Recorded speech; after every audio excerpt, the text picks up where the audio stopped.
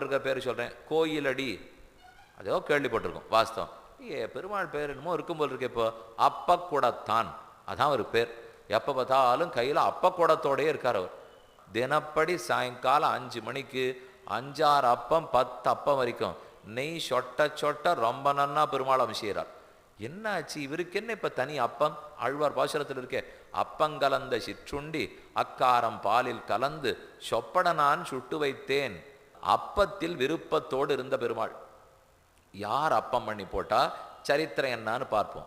கோயிலடி, திருப்பேர் நகர், அப்பக்குடத்தான் எல்லாம் ஒரே க்ஷேத்திரம் தான். இப்போ சோழ நாட்டு திருப்பதிகளில் 6வது க்ஷேத்திரம் தான் தான் சுவாமின்னு பெருமாள் வெளிப்படுத்தினார். சுவாமித்வம், நான் அனைத்து சொத்தையும் உடையவன் சுவாமி அப்படின்னு சொல்லாமல் சொல்லி கொண்டு நிற்கிறார்.